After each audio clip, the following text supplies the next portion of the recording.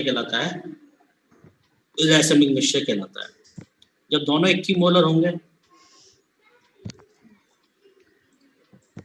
तो डेफिनेटली ये एक दूसरे के रोटेशन को क्या कर देंगे, cancel out. It is represented by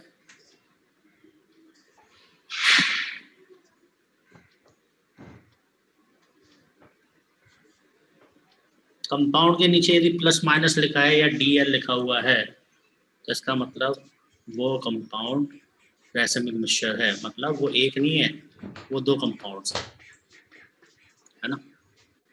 जैसे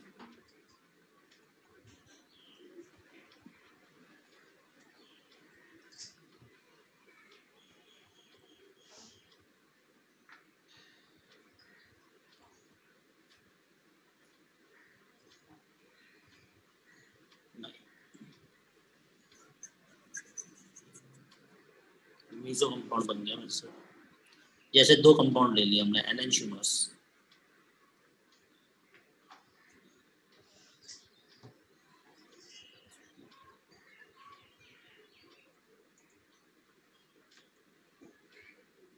ये दोनों एनएनशियमस हैं। इन दोनों का यदि हम 50-50% लेंगे तो इसको हम क्या बोलेंगे,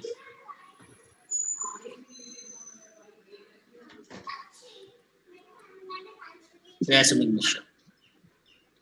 यदि ये कंपाउंड 10 डिग्री प्लस रोटेट करेगा, डेफिनेटली ये 10 डिग्री माइनस रोटेट करेगा, क्योंकि जो डाटा होता है वो तो सेम होता है, सिर्फ डायरेक्शन का डिफरेंस होता है। तो डायरेक्शन डिफरेंस होने का मतलब साइन चेंज हो जाएगा। तो ये यदि हम 50-50% लेंगे तो यदि ये +10 करेगा तो बचा हुआ 50% -10 करेगा। एक दूसरे के रोटेशन को क्या कर रहा है, ये कैंसिल आउट कर रहा है। पर ये एक कंपाउंड के अंदर की बात नहीं है, ये अलग अलग कंपाउंड है, इसलिए हम इसको इंटरनल कैंसिलेशन नहीं बोलेंगे, इसको क्या बोलेंगे, एक्सटर्नल कैंसिलेशन बोलेंगे। तो जो रैसमिक मिक्सचर होता है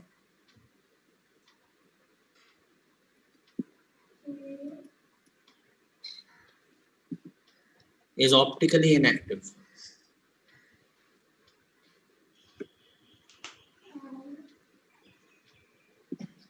due to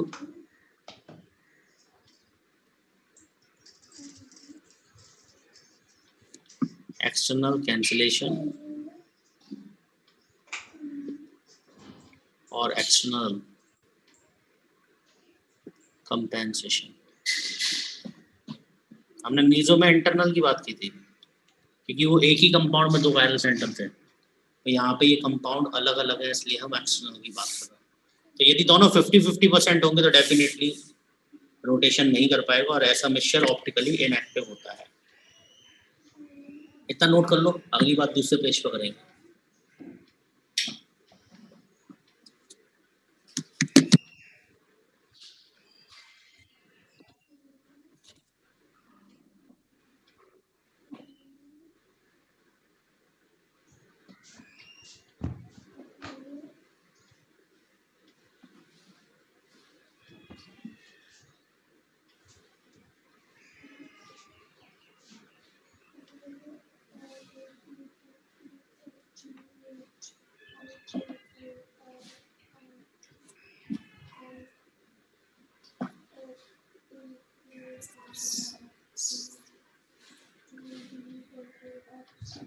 नोट हो जाए तो बता दीजिएगा, चैट ऑन कर रहा हूँ।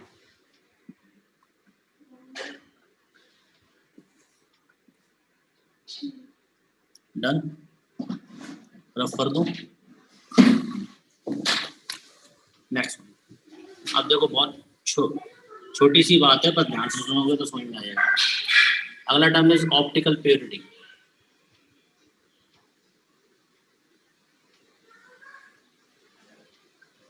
ऑप्टिकल प्योरिटी,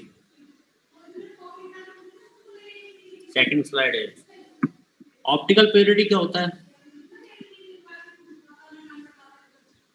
पहले मैं फॉर्मूला लिख रहा हूँ।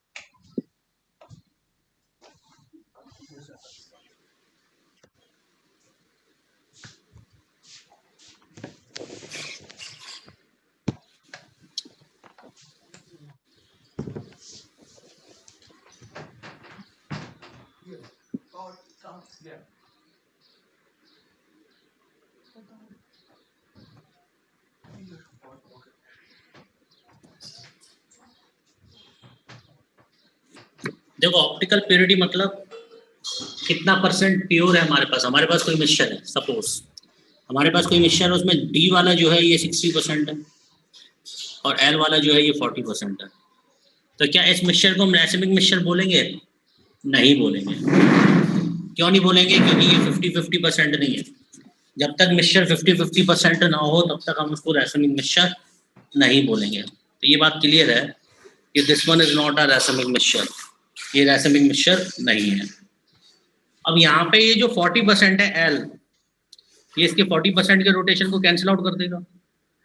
जब 50% के रोटेशन को कैंसिल आउट करेगा तो ये 40% 60% को नहीं कर सकता। 40% के रोटेशन को कैंसिल आउट करेगा, तो जो रोटेशन के लिए जो रेस्पॉन्सिबल होगा वो कितना परसेंट होगा? 20%, क्योंकि ये 40% इस 40% को तो खा गया, जीरो कर दिया उसका रोटेशन। और ये जो 20% बचा, 60 में से 40 गया तो 20, सर ये रोटेशन करेगा और इसी को हम बोलेंगे ऑप्टिकल प्योरिटी। रैसिमिक मिक्सचर की ऑप्टिकल प्योरिटी जीरो आएगी। क्यों? क्योंकि जो ऑब्जर्व्ड एंगल ऑफ रोटेशन होगा और जो angle of rotation of pure होगा ये जस्ट हाफ होगा। ऑप्टिकल प्योरिटी रैसिमिक मिक्सचर की जीरो आएगी क्योंकि दोनों एक दूसरे के रोटेशन को क्या कर देंगे? कैंसिल आउट कर देंगे। और दोनों एक दूसरे के रोटेशन को कैंसिल आउट, क्योंकि देखो ऑब्जर्व्ड एंगल जो होगा वो जीरो आ जाएगा और जीरो में किसी का भी डिवाइड दोगे तो वो तो जीरो हो जाएगा। तो यहाँ पे ऑप्टिकल रोटेशन जो होगा वो जीरो होगा क्योंकि 50-50 पर। तो रैसिमिक मिक्सचर में तो ऑप्टिकल प्योरिटी जीरो है, पर इस मिक्सचर की ऑप्टिकल प्योरिटी कितनी है? 20%। मतलब ऑप्टिकल प्योरिटी मतलब percentage of any compound either dextrorotatory और laevorotatory which is responsible for the rotation of a mixture. तो किसी भी मिक्सचर के रोटेशन के लिए जो रेस्पॉन्सिबल है जितना percent, that is called optical purity. तो उसका फॉर्मूला क्या होगा? Observed angle of rotation of a mixture, angle of rotation of pure enantiomer multiplied by, यदि 100% प्योर होगा तो ये दोनों वैलेंसी बराबर होंगी और 100% प्योर होगा। ऐसी एक और टर्म हम पढ़ते हैं, क्या कहते हैं उसको? एनंशियोमर एक्सिस, नाम से ही मालूम पड़ रहा है, टर्म दोनों सेम है इसलिए मैंने एक साथ लिखा इसको।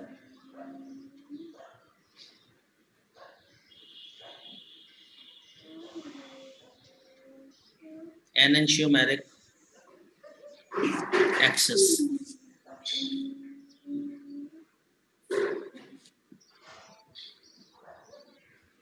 है ना। एनंशियोमेरिक एक्सिस क्या होती है sir? Enantiomeric excess is equal to d minus l d plus l multiplied by 100।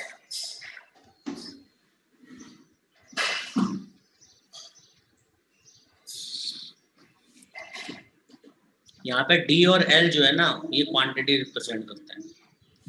तो भले ही हम एनंशियोमेरिक एक्सिस, अब चलो मैंने 60 और 40 ले लिया, एनंशियोमेरिक एक्सिस क्या होगी?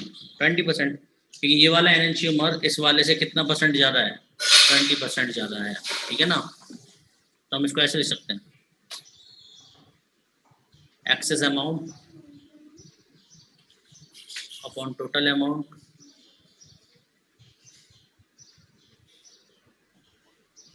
इंटू 100, ठीक है।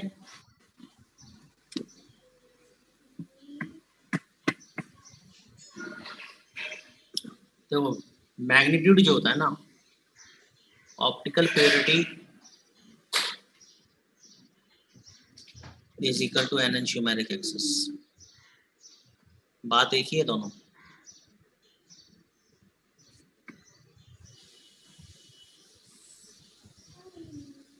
इन मैग्नीट्यूड लिखने का तरीका अलग है, बात एक ही है, क्योंकि दोनों ही परसेंटेज बताएंगे, ऑप्टिकल प्योरिटी भी और एनंशियोमेरिक। जब हमें थीटा दे रखा होगा तो हम ऑप्टिकल प्योरिटी वाला फॉर्मूला लगाएंगे और जब हमें क्वांटिटी दे रखी होगी तो हम एनंशियोमेरिक एक्सिस वाला फॉर्मूला लगाएंगे। तो एक बात और, percentage of racemic mixture,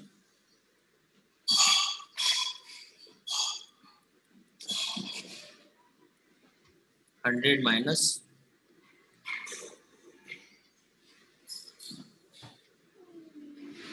optical purity. Racemic mixture का जो परसेंटेज होता है, जैसे देख लो ये हमारा मिक्सचर है, इसमें रैसमिक मिक्सचर कितना है, ऑप्टिकल प्योरिटी 20% है। रैसमिक मिक्सचर 80% ही तो है, बराबर बराबर कितना कितना है, 40-40%। तो 40-40% में कितना हो जाएगा, 80%। जो रैसमिक मिक्सचर होगा, ऑप्टिकल प्योर, प्योर हटा दो, जो बराबर मिक्सचर मिलेगा उसको हम क्या बोलेंगे, रैसमिक मिक्सचर। तो टोटल में से 100 में से यदि हम ऑप्टिकल प्योरिटी माइनस कर देंगे तो हमें रैसमिक मिक्सचर मिल जाएगा। फॉर्मूले नोट करो, फिर क्वेश्चन लिखाता हूँ, क्वेश्चन से ज्यादा बातें क्लियर होंगी।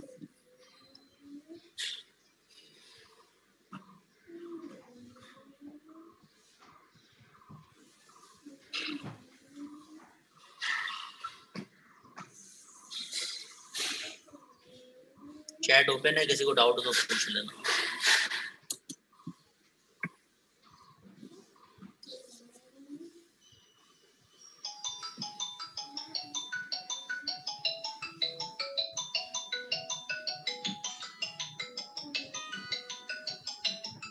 अभी क्वेश्चन में समझ में आ जाएगा, जिसको साइड वाली बात समझ में नहीं आई है वो दोबारा आ जाएगी।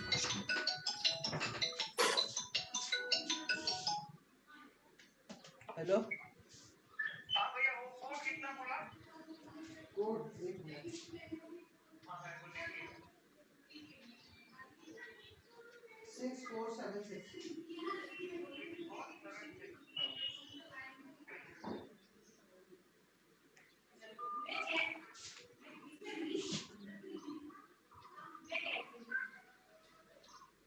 उसको जानते हैं, रास्ता तक नहीं पता है, आपको पता है उसको यहाँ का रास्ता तक नहीं।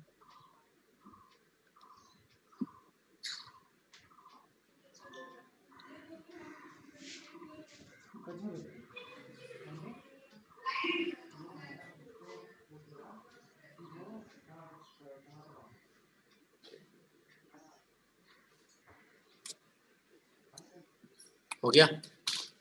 डी प्लस एल हर बार 100% कैसे हो जाएगा, हर बार 100% थोड़ी नहीं है। हाँ, दोनों को मिला के, हाँ वो तो 100 पूरा मिक्सचर हम क्या बोलेंगे, डी प्लस एल ही तो बोलेंगे।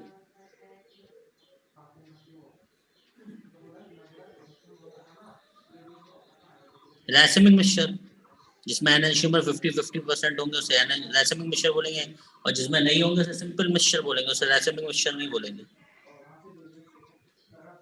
कोई भी आ सकता है, डी और एल में से कोई भी एक्सेस में आ सकता है। L minus D excess amount है ना, एक्सेस अमाउंट मतलब ज्यादा वाले में से कम वाले को माइनस कर दो।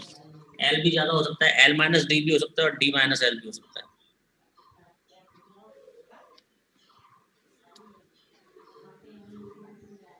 चलो भाई, नोट हो गया, रफ कर दो।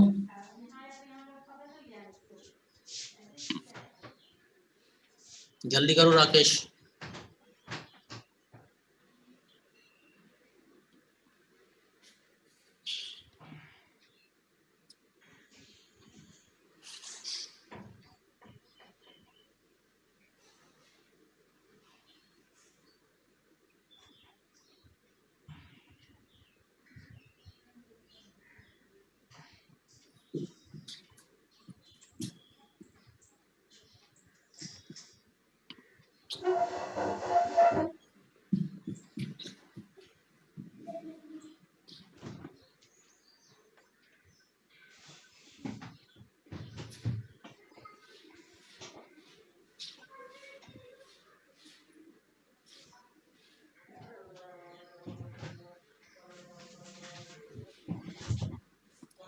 नेक्स्ट वन, अब क्वेश्चंस लिख रहा हूँ।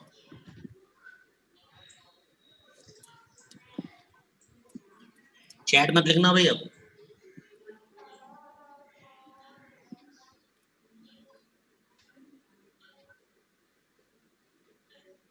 ऑब्जर्व्ड एंगल ऑफ रोटेशन,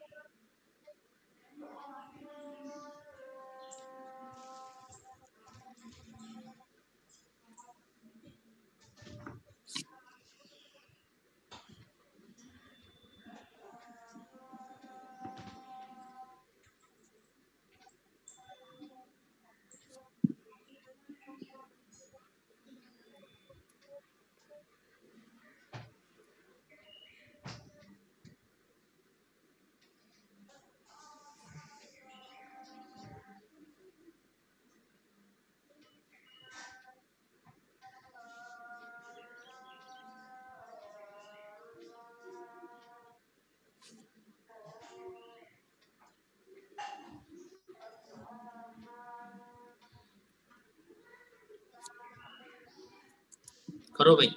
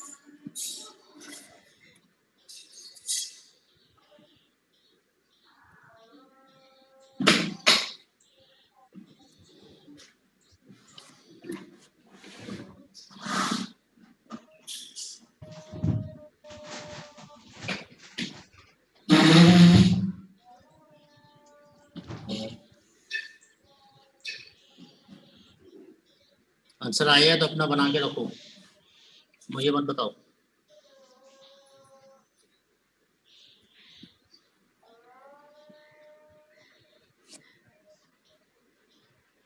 अरे आंसर मुझे मत बताओ, सुनाई नहीं दे रहा क्या? दूसरा क्वेश्चन लिखा हुआ है, करो।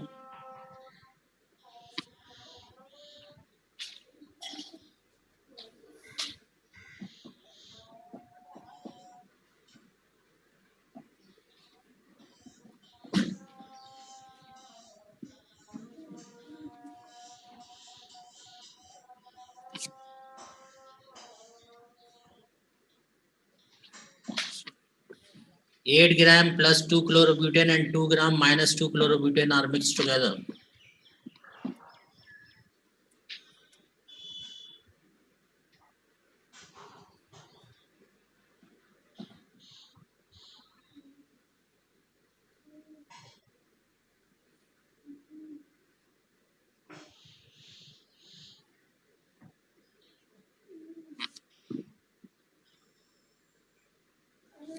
Solution.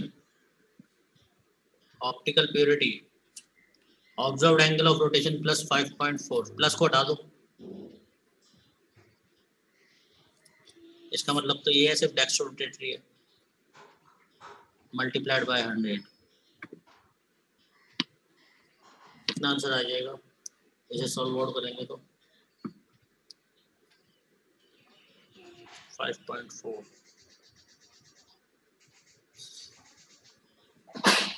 कितना आ रहा है? 40%। ठीक, 40%। इसका सॉल्यूशन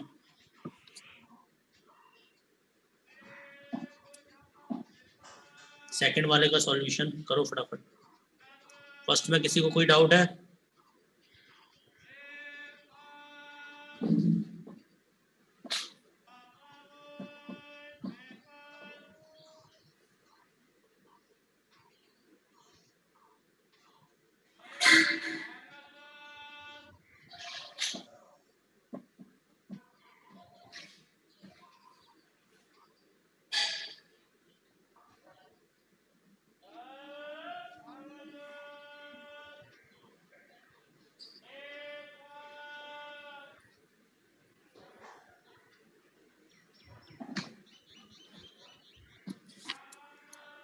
एनएंशियोमेरिक एक्सेस कितना होगा?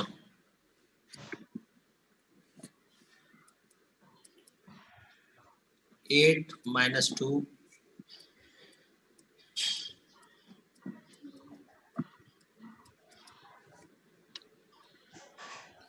तो ऑप्टिकल प्योरिटी भी 60% हो गया है ना। हमें थीटा निकालना है, तो ऑप्टिकल प्योरिटी 60%, थीटा में कैलकुलेट करना है। हमें ये दे रखा है प्लस का 12, प्लस हटा दो पहले, 12 डिग्री मल्टीप्लाइड बाय 100, तो थीटा बराबर क्या हो जाएगा?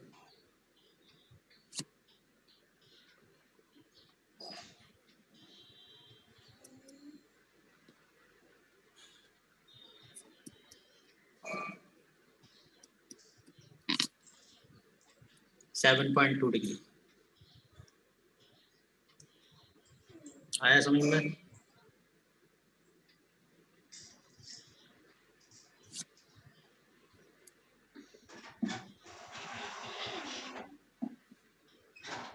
कोई डाउट है किसी को?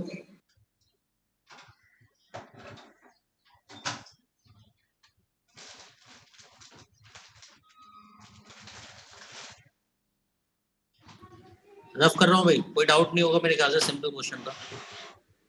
प्लस में आएगा 7.2।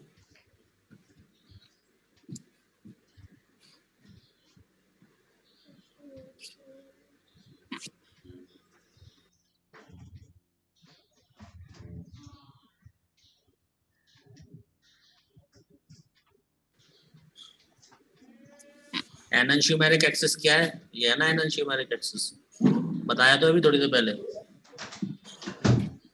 एनंशियोमेरिक एक्सिस 60% और थीटा 7.2 डिग्री।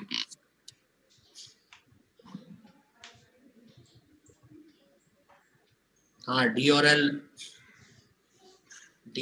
एल जो है वो डेक्सो रोटेटरी और लीवो रोटेटरी की परसेंटेज या फिर उसकी मात्रा, quantity. Next question.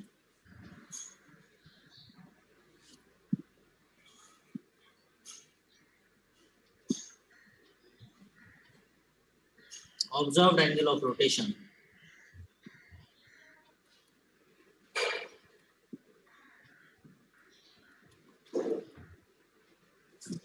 of mixture of glucose is plus का 15.6 degree and rotation of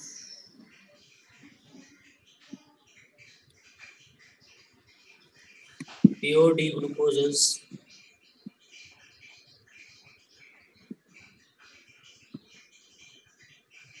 plus का 52 degree. Calculate optical purity,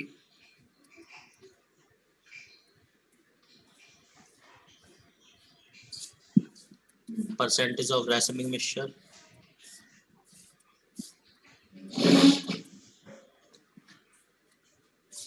percentage of D glucose और percentage of L glucose। 5 minute दे रहा हूँ भाई, ट्राई करो।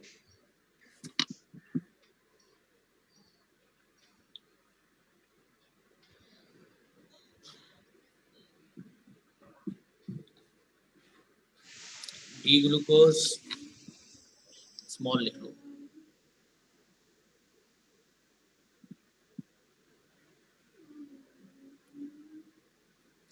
डी ग्लूकोज जिसका कॉन्फ़िगरेशन डी हो,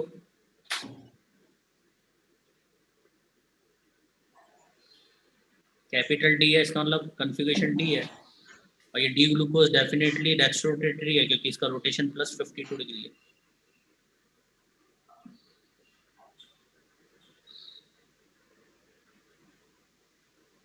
यहाँ पर कैपिटल डी लिखा है, ये कॉन्फ़िगरेशन शो कर रहा है। डेक्सट्रोरोटेटरी कैसे मालूम पड़ा? क्योंकि इसका रोटेशन प्लस में है।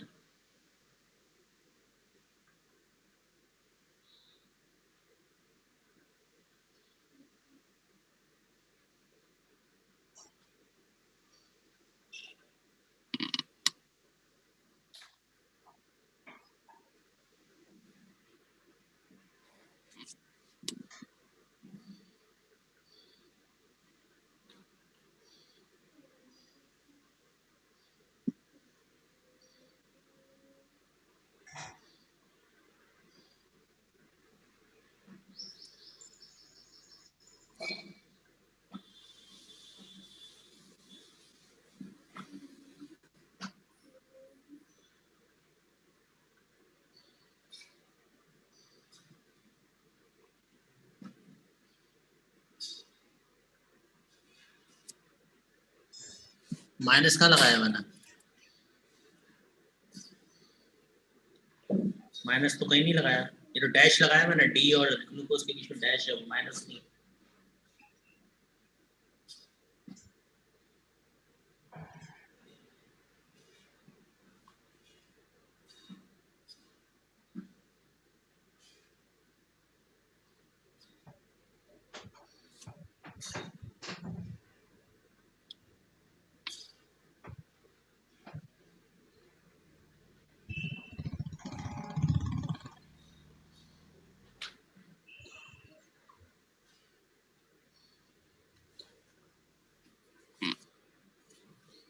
हो गया, ट्राई कर लिया।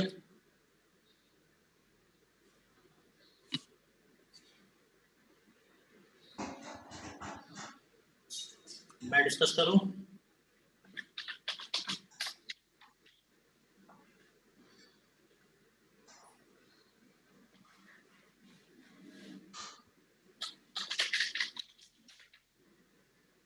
चलो ध्यान से देखो, ऑप्टिकल प्योरिटी कितनी होगी? 15.6 52 मल्टीप्लाइड बाय 100, ये ऑप्टिकल प्योरिटी है।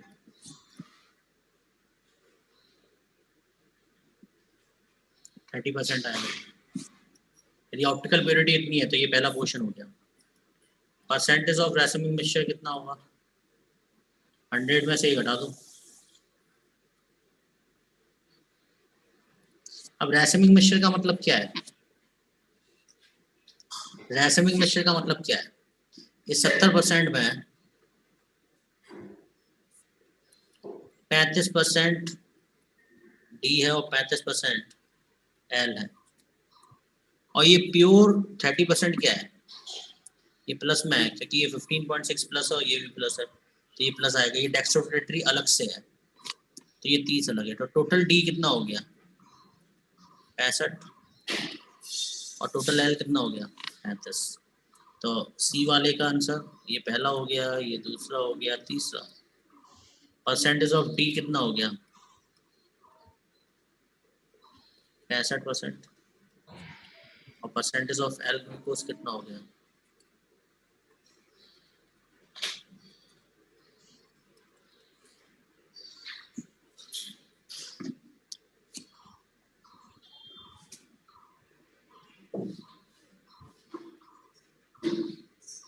ये मैंने ट्रिक थोड़ी नहीं बताई है, मैंने तो कॉन्सेप्ट बताया है, मैं ट्रिक नहीं बताता।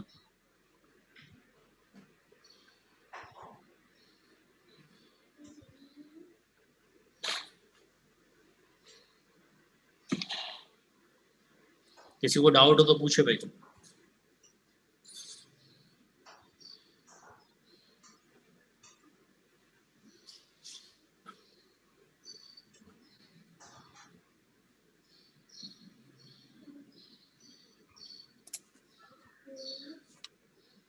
अरे ये 70% रैसेमिक है ना, रैसेमिक का मतलब क्या होता है? दोनों आधे आधे। तो रैसेमिक में तो 35% डी होगा और 35% एल होगा। ऑप्टिकल प्योरिटी मतलब बिल्कुल प्योर 30% डी अलग है। तो टोटल डी कितना हो गया? 35 और 30 65।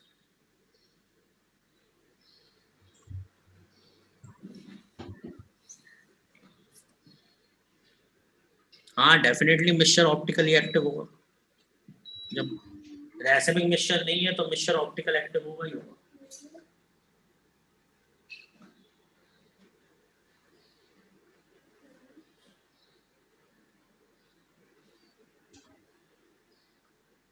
अगर रैसेमिक मिक्सचर का मतलब क्या होता है? 50-50%।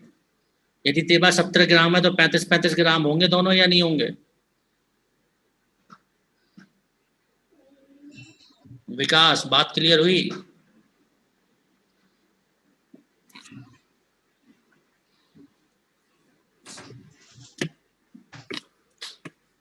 रख रहा हूं भाई,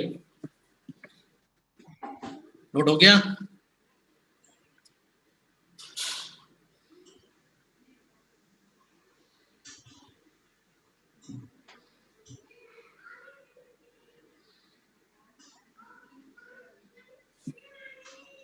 एल कैसे हो जाएगा ये 30%? जब वो कह रहा है कि ये मिक्सचर 15.6% है ऑब्जर्व्ड एंगल मिक्सचर का, तो जो ज्यादा होगा वही तो रोटेशन शो करेगा। एल तो कम है ना, एल का रोटेशन, एल ने तो डी का कैंसिलेशन कर दिया। ये रोटेशन तो प्योर प्योर जो होगा उसकी वजह से होगा ना। नेक्स्ट वन, अगली heading, optical resolution.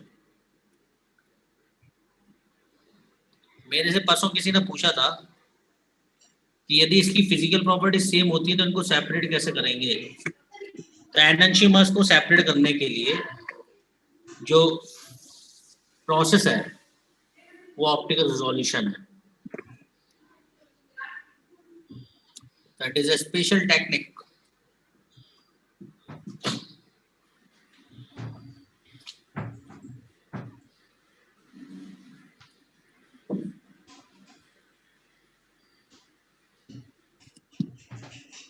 To separate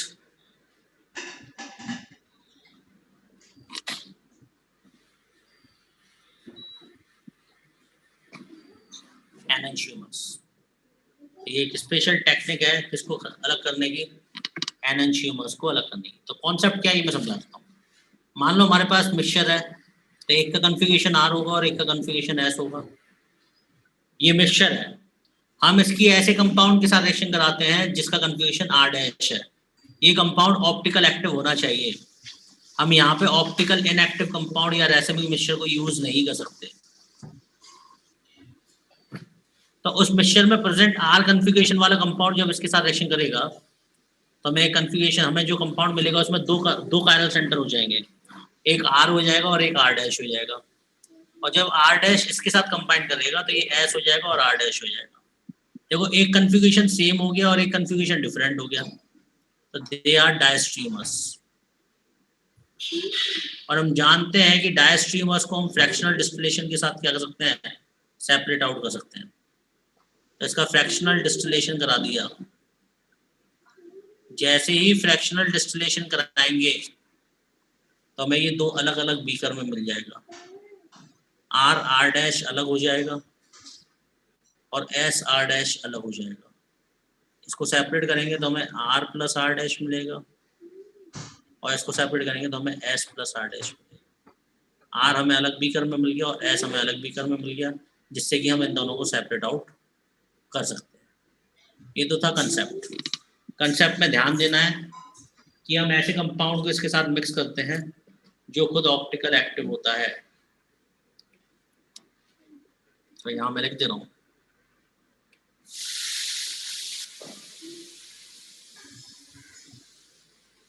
optical active compound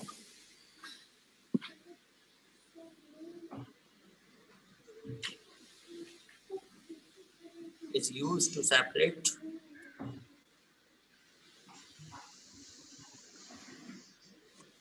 enantiomers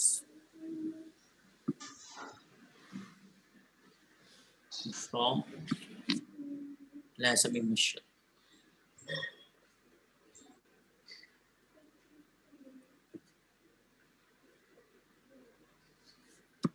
Enantiomers are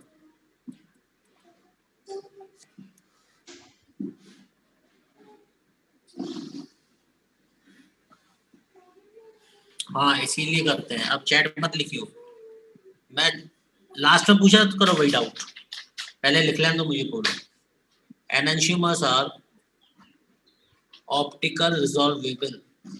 Jin compounds का रिजोल्यूशन हो जाता है, ऑप्टिकल रिजोल्यूशन हो जाता है, उन कंपाउंड्स को हम ऑप्टिकल रिजॉल्वेबल कंपाउंड बोलते हैं। ठीक है, अब इसका एक एग्जांपल मैं दूंगा, पहले इतने पॉइंट्स नोट कर लो, फिर मैं इसका एग्जांपल अलग पेज पे दूंगा। अब पूछो डाउट, क्या पूछना है।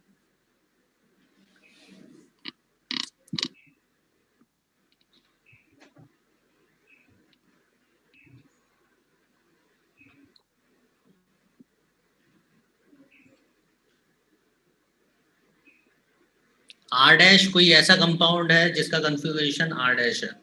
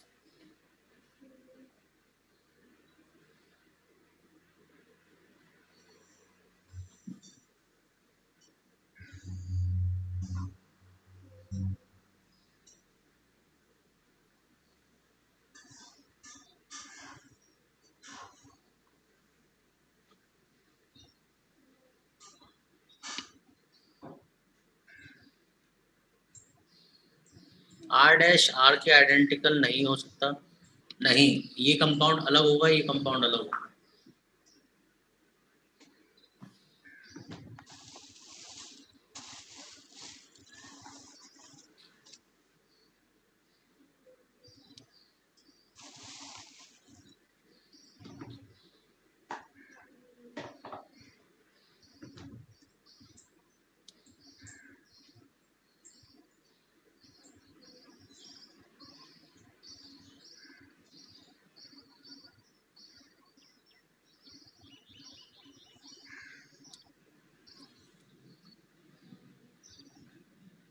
रफ कर रहा हूँ। अगला होमवर्क, सॉरी अगला क्वेश्चन, इसका एग्जाम्पल देखो।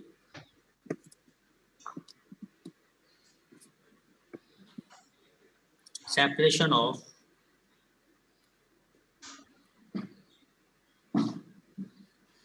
racemic mixture of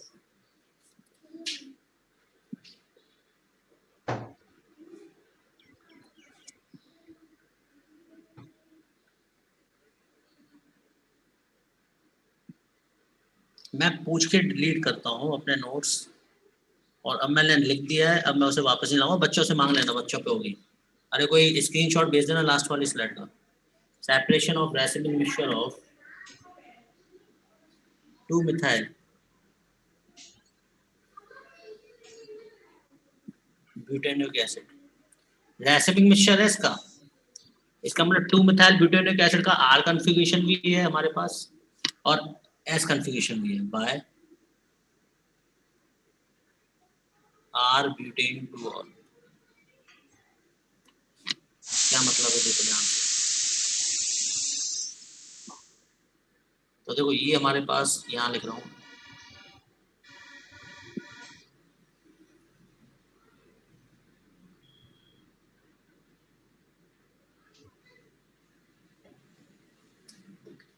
एक तो ये है,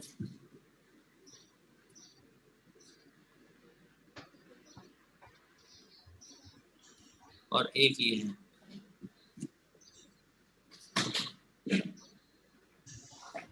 है ना, ये ब्यूटेन 2-मिथाइल ब्यूटेनिक एसिड है, ये 1, ये 2, ये 3, ये 4 और 2 नंबर पे मिथाइल लग रहा है। इस वाले का कन्फिगरेशन होगा ये 1, ये 2, ये 3, हम इसको क्लॉकवाइज, तो ये हो जाएगा एंटी क्लॉकवाइज मतलब S, और ये हो जाएगा R। इसकी रिएक्शन हमने कराई इसके साथ,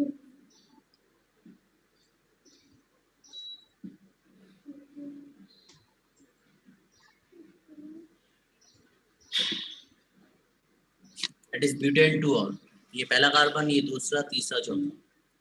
इसका कन्फिगरेशन आप देखो तो इसका कन्फिगरेशन आएगा R। ठीक है, अब होगा क्या, मैं ये ब्यूटेन 2-ऑल, आपको पता है क्या होता है जब कोई एसिड किसी अल्कोहल के साथ एक्शन करता है, this one is called esterification, और हमें एस्टर मिलता है और H2O मिलता है। तो जब ये अल्कोहल इसके साथ रिएक्शन करेगा तो क्या बनेगा, देखो रिएक्शन COOH और OH के साथ हो रही है, इसलिए इस कायरल सेंटर पे कोई फर्क नहीं पड़ेगा। CH3 ऊपर, C2H5 नीचे, ये H, ये COOH और ये O एस्टर बन गया, C डबल बॉन्ड, ये कायरल सेंटर भी सेम रहा, CH3 ETH। और क्या होगा, जब ये वाला रिएक्शन करेगा तब क्या बनेगा, तब ये बनेगा ET CH3 H C double bond O Me ETH। ठीक है,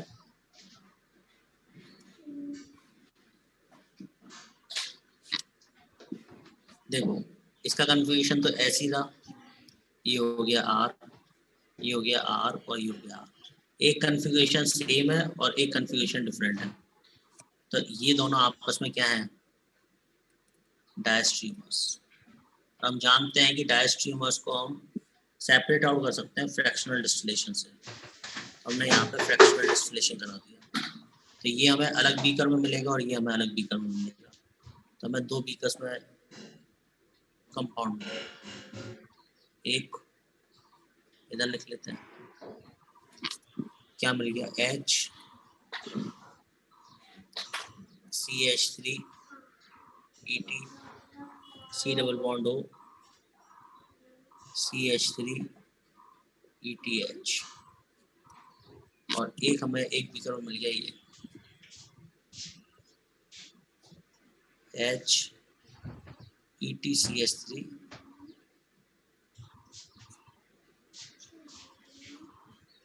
MEETH, है ना। इसकी हाइड्रोलिसिस करा दी, यहाँ से ब्रेक हो जाएगा, क्या बना CH3ET COOH H और HO CH3ETH, ये देखो अलग बीकर में आ गया, है ना। ऐसे इसकी हाइड्रोलिसिस करा दी, यहाँ से टूटा, यहाँ OH और यहाँ पे H, क्या मिला हमें HET CH3 COOH और OH MEETH, ये हमें अलग बीकर में लिया।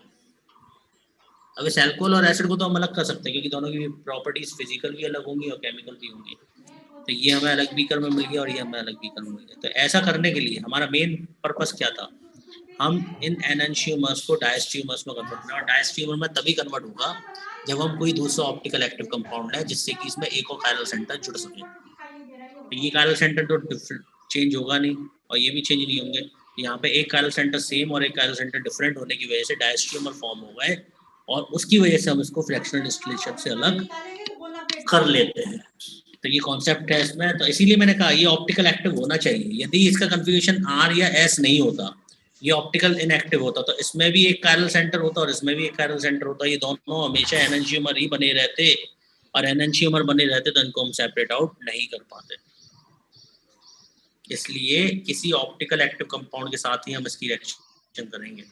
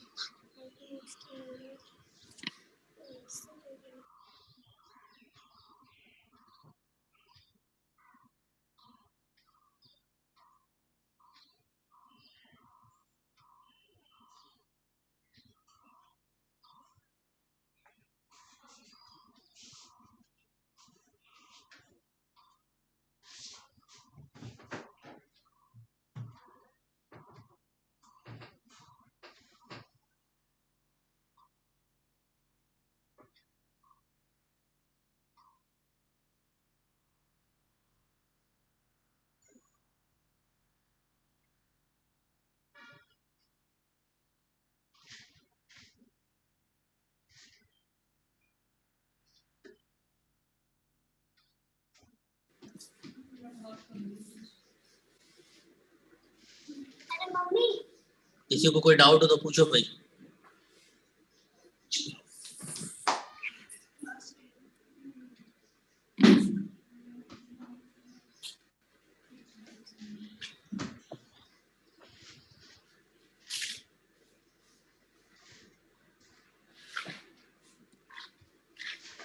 फ्रैक्शनल डिस्टिलेशन के बाद उनको अलग अलग कर लिया और फिर एस्टर को दोबारा एसिड में कन्वर्ट करना पड़ेगा ना, क्योंकि हम तो एसिड्स को अलग कर रहे हैं, तो इसको हाइड्रोलिसिस बोलते हैं। ये रिएक्शंस बाद में आ जाएंगी।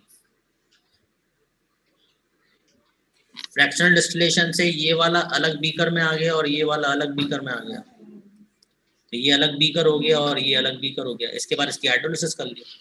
हाइड्रोलिसिस करते हैं तो एस्टर दोबारा एसिड में कन्वर्ट हो जाता है।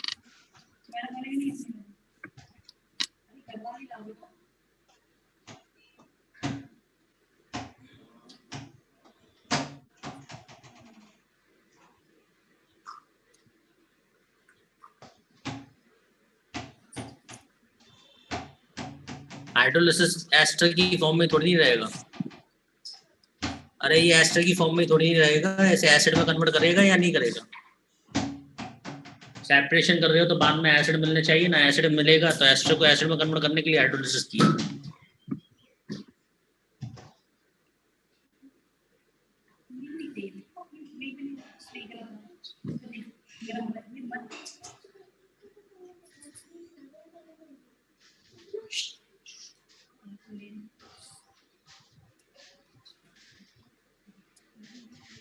हो गया।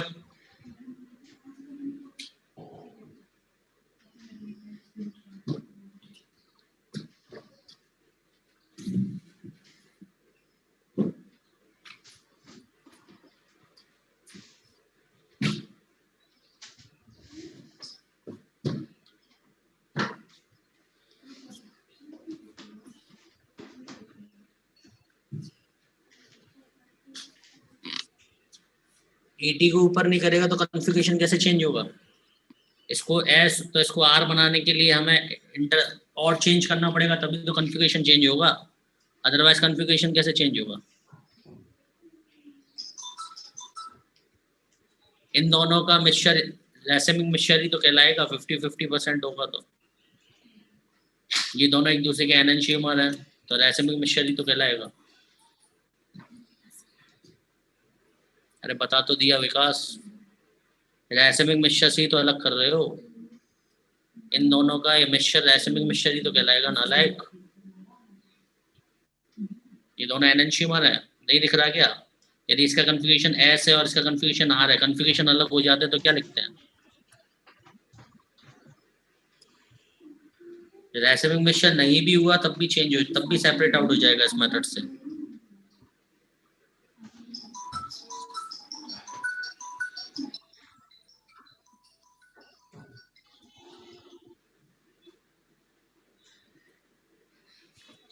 हो गया, हो जाए तो डन कर देना।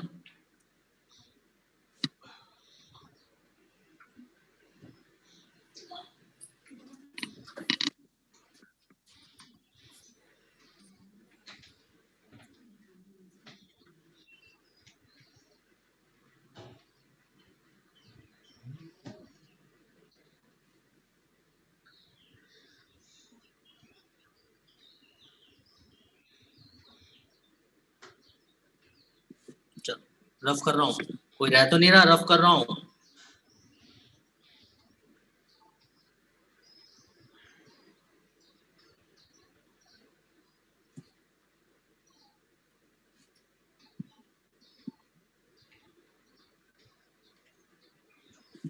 क्वेश्चन लिख रहा हूँ, आप लोग करेंगे क्वेश्चन, चैट मत लिखना भाई।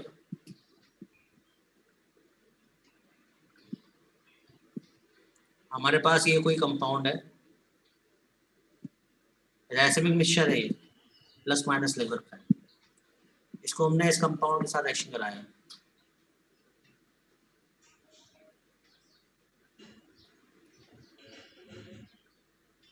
ये भी रैसेमिक मिक्सचर है, प्लस माइनस है। हमने इसको H प्लस दिया, तो आपको बताना है कि नंबर ऑफ प्रोडक्ट्स कितने होंगे। नंबर ऑफ प्रोडक्ट्स को हमने फ्रैक्शनल डिस्टिलेशन किया, तो आपको बताना है कि नंबर ऑफ फ्रैक्शंस कितने हैं।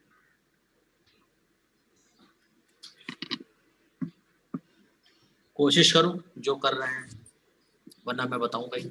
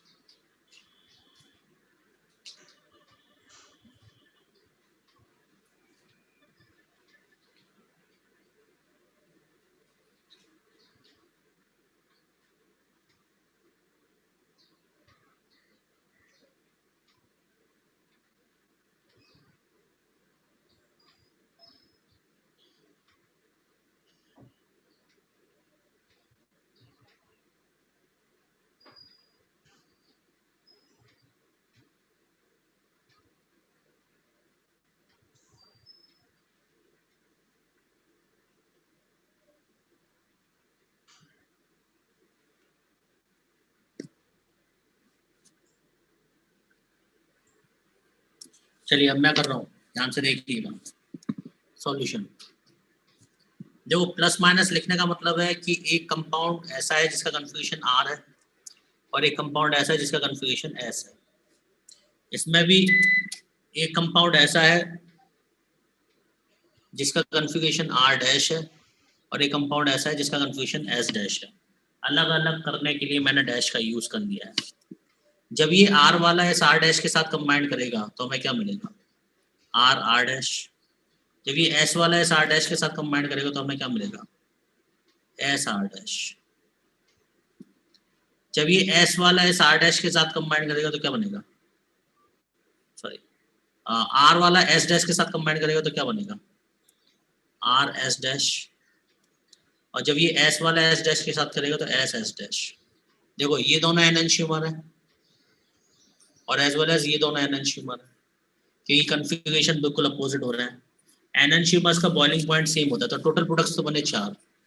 यदि हम इनका फ्रैक्शनल डिस्टिलेशन कराएंगे तो सेम बॉइलिंग पॉइंट वाले अलग अलग नहीं होते फ्रैक्शनल डिस्टिलेशन से। तो ये दोनों जो रहेंगे वो एक बीकर में रहेंगे और ये दोनों एक बीकर में रहेंगे, इसलिए फ्रैक्शंस कितने आएंगे? 2। R डैश और S डैश दोनों का बॉइलिंग पॉइंट सेम होगा और सेम बॉइलिंग पॉइंट वाले एक ही बीकर में रहेंगे, इसलिए एक फ्रैक्शन। और SR डैश और RS डैश ये एक बीकर में रहेंगे तो इनका फ्रैक्शन 1। तो ओवरऑल फ्रैक्शंस कितने होंगे? 2।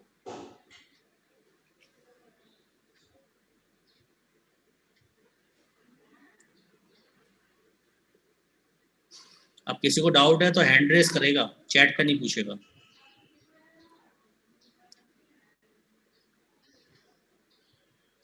विकास हैंड रेस कर।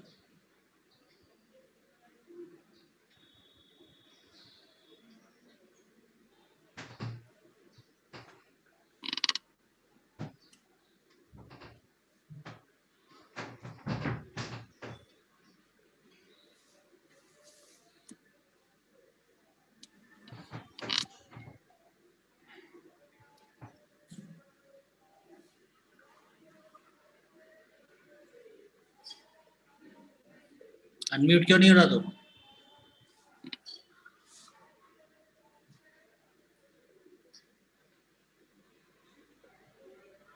बॉइलिंग पॉइंट यदि सेम रहेगा तो वो सेपरेट कैसे रहेंगे? दोनों एक साथ ही चलेंगे ना। बॉइलिंग पॉइंट अलग अलग होते तो सेपरेट होते। एनंशियोमर को हमें पता है फ्रैक्शनल डिस्टिलेशन से हम एनंशियोमर को सेपरेट नहीं कर सकते।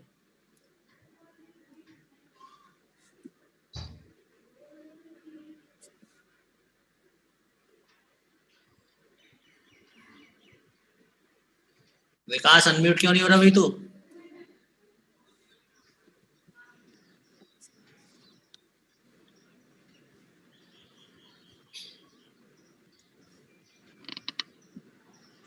चलो भाई दूसरा क्वेश्चन। हाँ बोल। ये तो एनंशियोमर ही नहीं है, सेपरेट कैसे करेंगे? कौन एनंशियोमर नहीं है? फर्स्ट क्वेश्चन हैं? सर, फर्स्ट क्वेश्चन में एनंशियोमर नहीं है, प्लस माइनस लिखा हुआ है मैंने। ऐसा स्ट्रक्चर से नहीं है ना, मिरर इमेज नहीं आ रही इसकी। क्या? सर मिरर इमेज नहीं आने की ना, वो एक दूसरे की। मैंने बनाई कहाँ है मिरर इमेज बेटा?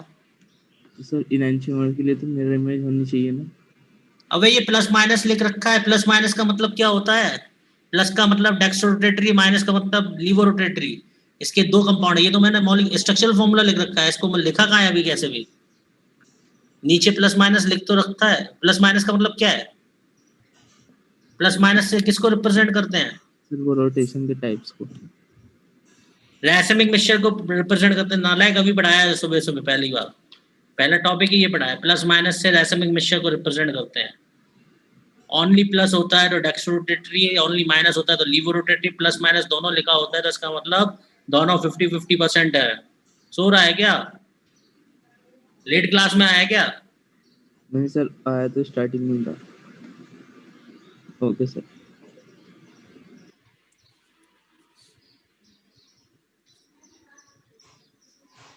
सर H प्लस क्यों दिया? वो रिएक्शन के लिए यूज करते हैं, रिएक्शन बाद में पढ़ोगे। Okay sir. एसिडिक मीडियम में ही होती है reaction, esterification reaction acidic medium में होती है, इसलिए दिया H प्लस। दूसरे में देखो भाई, जो दूसरा क्वेश्चन है इसमें हमें रैसिमिक मिक्सचर नहीं दे रखा है, उसमें इट इज नॉट रैसिमिक मिक्सचर। ये एक पर्टिकुलर कॉन्फ़िगरेशन इसने बना के दे रखा है और ये भी एक पर्टिकुलर कॉन्फ़िगरेशन बना के दे रखा है। तो जब ये वाला इसके साथ रिएक्शन करेगा तो एक ही प्रोडक्ट बनेगा और फ्रैक्शन भी एक ही मिलेगा। तो यहाँ पे उसने हमें बना के नहीं दे रखा, मतलब ये नहीं बोला कि ये आर एस है, ये या तो आर है या ये एस है, आर, और ये वाला भी या तो आर है या एस है। यदि हमें स्ट्रक्चरल फॉर्मूला दे जैसे ये दे रखा है तो हम सोच सकते हैं कि ये दोनों हो सकते हैं, और यदि उसने हमें कॉन्फ़िगरेशन बना के दे दिया तो जो बना के दिया है हम उसी के अकॉर्डिंग बात करेंगे, हम दूसरा वाला अपनी तरफ से नहीं सोचेंगे। तो ये भी एक कंपाउंड है, ये भी एक कंपाउंड है, दोनों रिएक्शन करेंगे तो एक ही कंपाउंड बनेगा, और एक कंपाउंड बनेगा तो इसको हम फ्रैक्शनल डिस्टिलेशन कराने पे भी हमें एक ही कंपाउंड मिलेगा। ठीक है, तो यदि इसे आर मान लें, इस आर मान क्या लें, निकाल लो कॉन्फ़िगरेशन, ये 1 हो गया, ये 2 हो गया, ये 3 हो गया, सॉरी ये एस होगा। यदि ये एस है और ये वाला हो जाएगा 1 2 3, ये हो जाएगा आर। तो ये एस और ये आर, तो जो कंपाउंड बनेगा वो मिलेगा क्या, एस आर, एक ही कंपाउंड मिलेगा, ओनली वन कंपाउंड। और इसका फ्रैक्शनल डिस्टिलेशन कराएंगे, जब एक ही है तो फ्रैक्शनल डिस्टिलेशन कराने की जरूरत ही नहीं है, नंबर ऑफ फ्रैक्शन एक ही रहेगा।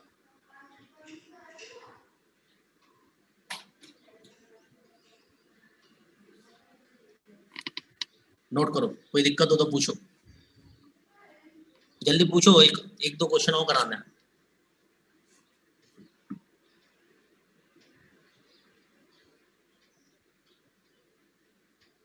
एनी डाउट किसी को? नोट हो गए? चलो अगला क्वेश्चन देखो। तो एक क्वेश्चन और लिख रहा हूं, अपने आप बनाने की कोशिश करना।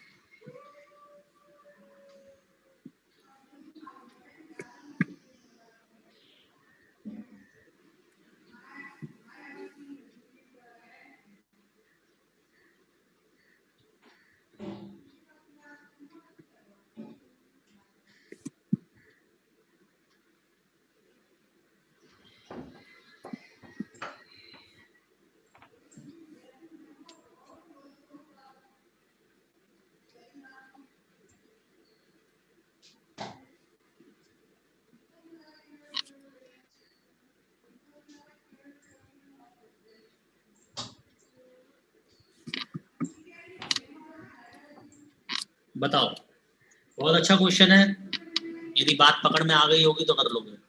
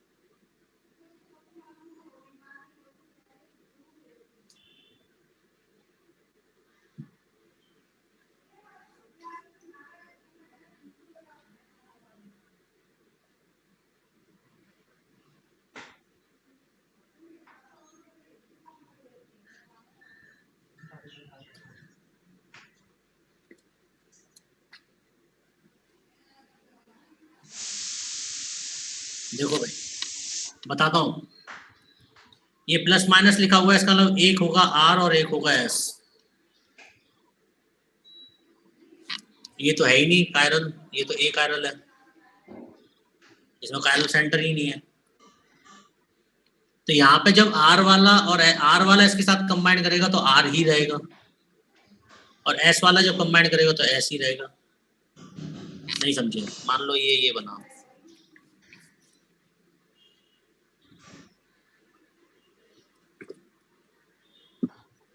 मान लो ये है और एक ये होगा, और चेंज कर दिया तो कन्फिगरेशन चेंज हो जाएगा, ठीक है ना। अब इसकी रिएक्शन कराई मैंने OH CH2 CH3 से, तो वाटर निकलेगा, क्या बनेगा,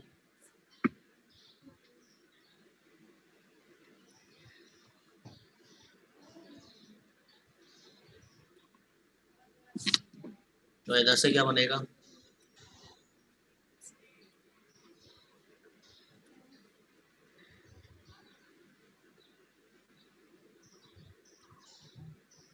इसमें भी एक ही कैरल सेंटर, इसमें भी एक ही कैरल सेंटर, ये दोनों आपस में क्या होंगे, एनंशियोमर, और एनंशियोमर होंगे तो इसका यदि हम फ्रैक्शनल डिस्टिलेशन कराएंगे तो हमें एक ही फ्रैक्शन मिलेगा, ये दोनों एक साथ ही रहेंगे क्योंकि इन दोनों के बॉइलिंग पॉइंट सेम रहेंगे, तो यहाँ पे हमें प्रोडक्ट्स तो मिलेंगे 2 और फ्रैक्शन से एक मिलेगा,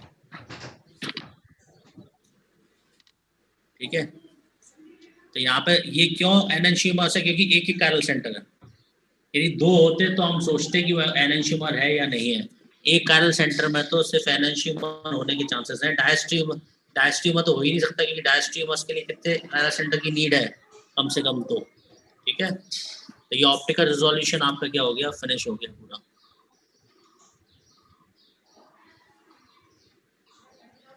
किसी को कोई डाउट हो तो पूछो।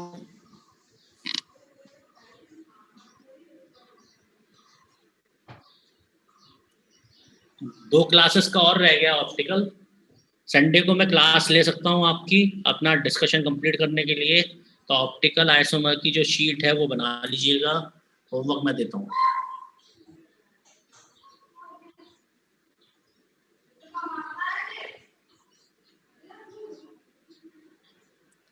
सेक्शन जी तक हो जाएगा, exercise 1 part 1 part 2 up to section G.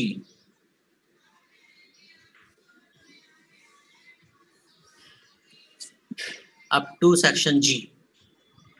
Yash पूछो डाउट, हैंड रेज कर दो।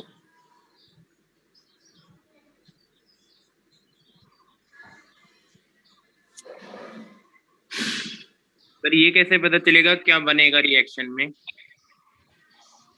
बात तो एक ही, हम कर क्या रहे हैं, इधर से H और इधर से OH हटा रहे हैं बस, हर रिएक्शन में यही किया मैंने, H2 हटाया और एस्टर बनाया। अगले चैप्टर में पढ़ लेंगे ये वाली रिएक्शन।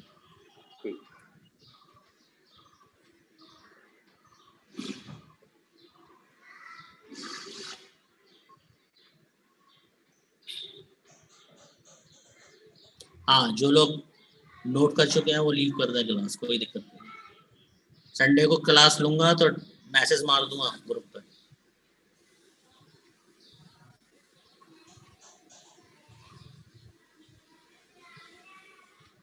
अनम्यूट हो गई विकास, समझ में नहीं आ रहा क्या बोल रहा था। सर एक स्टेटमेंट है, आ कंपाउंड में बी कायल विदाउट कायल सेंटर, ये सही है या गलत है? ये मैंने पढ़ाया हुआ है, सर बताया हुआ डाउट है। आया। अबे डाउट आया तो नोट्स पढ़ना बैठ के।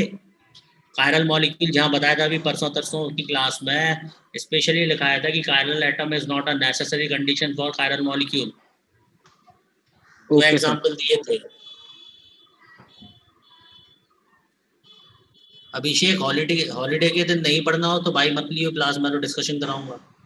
मैं तो चाहता हूँ जल्दी कोर्स हो जाए। चलो भाई, गुड बाय।